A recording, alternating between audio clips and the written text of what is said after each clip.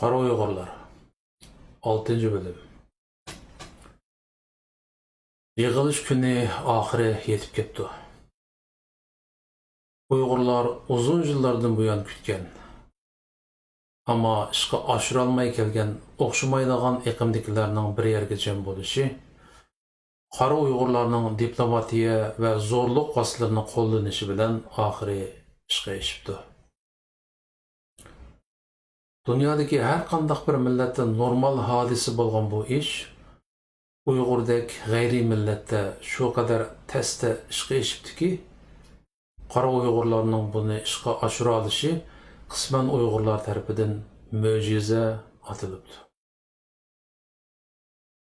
Alloh har biringlarning bosgan qadamini xosiyatli qilib bersin, deb so'z boshlabdi qabila boshlig'i ichilish nutqi so'zlab.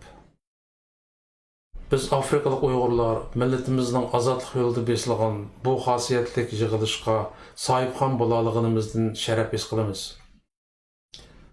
Abinglarning vaqt ajratib bu yergacha kelib berganinglarga ko'pdan ko'p rahmat. Guldiroz olqishlar yangrabdi.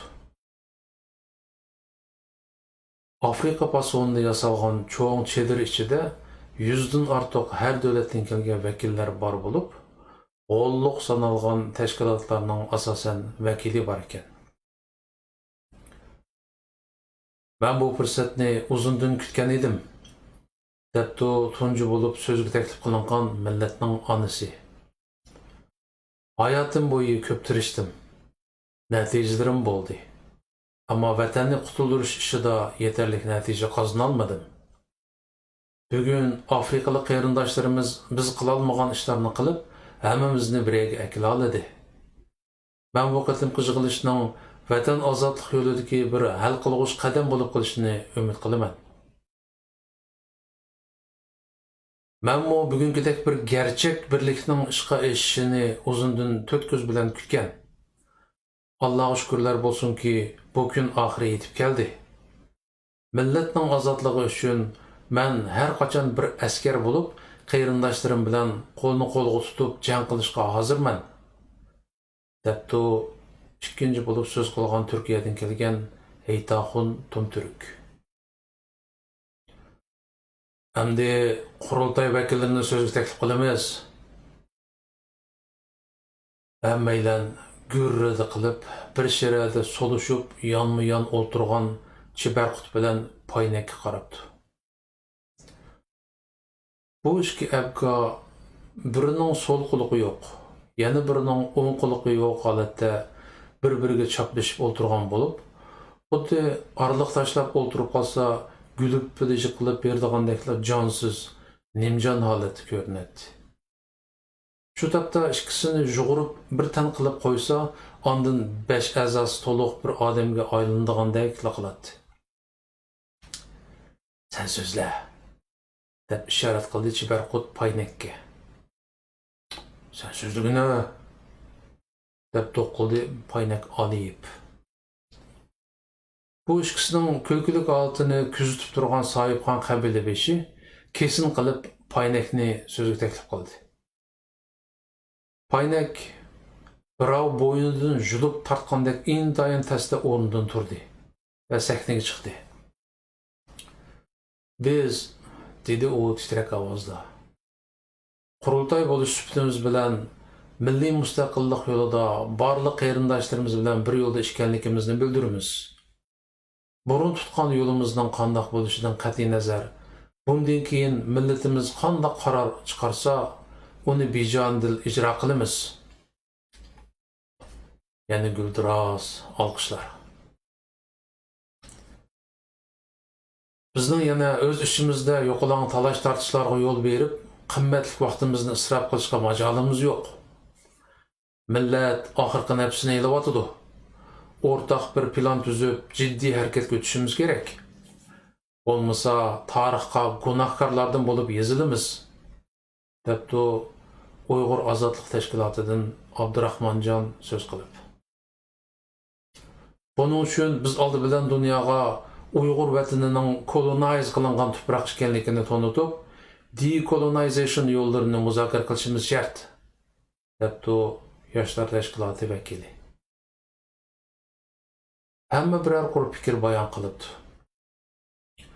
Amerikadagi o'zlarini hukumat ataydiganlarning bir vakili so'z qilgandan keyin riyosatchi ko'pchilikni zalga o'rinlashtirilgan yo'g'on ekronga diqqat qilishga da'vat qilibdi. Ko'pchilik birdek ekronga qarashibdi. Tövəndə salomatlik sababidan yig'inga kelolmagan atoqliq yozuvchimiz va nazariyaviy yo'lboshchimizni so'zga taklif qilamiz, debdi u. Ko'pchilik mo'ysipitning galastukini taqib, do'ppisini qirlab kiyib, odatda leksiya so'zlayotganidek salobitini ekranda ko'rishni tasavvur qilgan ekan. Ammo ularning ko'ziga boshqacha bir surat namoyon bo'ldi va ularni cho'chitibdi. Uyamda yo'qlash. Senlar kimlar? Neymiş meni zorlaşsan? Haddingni bilish. Bo'lmasa ko'rgulikingni ko'rsataman. Manga o'lim bilan tahdid qilisholmaysan. Ekranda mo'ysipet qandaqdir ikki tarafdagi birilariga qaynab qaqshayotgan holatda ko'rinyapti. Naq maydonga uluduq taqsir. Xafa bo'lmay ko'pchilikka salom berib o'tang, deydi birilari uningga. Artıq avar bo'lishma, deb vaqirdi bo'y ikki yeniliklarga. Bundaq sunniy ittifoqlikning menga keragi yo'q. Samimiyeting bo'lsa, hukumatimizga kirib vazifa elish. Nadiki biz supurib chiqarayotgan axlatlarni yig'ib olib, meni ular bilan birga ish qil demoqchimi? Uxlamay tush ko'rishibsan. Zalning ichi timtos bo'lsa-mu, bir bulunglardan pixildab kulgan ovozlar kelayotgandek qiladi. Qabila beshi atrofdagilarga ishorat qilib edi, ekrandagi signal uzib o'tildi. Ko'pchilikdan uzr tilayman, dedi u. Sabdoshlarimiz vazifasini yaxshi ijro qila olmabdi. Ammo bu bizdagi bir reallik. Alloh hammamizga insof bersin. Bundaq ahvollar endi ko'rilmasa yaxshi bo'ladi, debdi bir vakil. Hammamiz kuchni bir yerga akilolmasak, markaz hosil qilg'ili bo'lmaydiganligini obdan bilamiz-yu, yana navbat kelganda mushundaq johillik qilib turib olamiz. Qo'limizdan kelsa, Xumdanda hamma e'tirof qiladigan qusursiz Uyg'urdan biran mingni yasab, ondan ularga aygasak bo'ladi. Afsus, bu qudrat bizda yo'q ekan. Bizning tashabbusimizmi o'xshamagan fikrdagilarni bir yerga akilib, o'rtaq plan tuzgandan keyin vazifa bo'lib berish usuli bilan har tashkilotni o'zi qila oladigan doirada vazifalantirish va bu orqali haqiqiy bir markazni shakllantirish edi. Bu qatimqi yig'ilishda bu maqsad ishga oshsa bakmi mamnun bo'lamiz, dedi bir ziyoli. Men ko'pchilikka shuni eskartamanki, bu qatim yeb ichib mashrab qilg'ili yig'ilmadik va boshliq saylash vazifamizmi yo'q, dedi qabila beshi. Maqsad har tashkilotdan bir vakil keltirib, vatanni ozod qilishning qadamma bosqichlarini muzokara qilib bekitish va uni qadamma-qadam ijro qilishda vazifa bo'lishish. Esinglarda bo'lsinki, bu ish quruq gap so'z bilan, quruq va'dalar bilan ishga oshmaydi. Avval 3 kun ichida nishonimiz va planimizni tuzib olaylik. Ijrosini yig'ilishdan keyin darhol boshlaymiz. Muzokaralar uzun davom qildi. Va qattiq qarg'an ko'pchilik Afrikalik tuqqanlarning kabi uylarida yetib aram elishibdi. Va atki yig'in mazmuni to'g'risida cho'nqur o'ylarga petibdi. Davomi bor.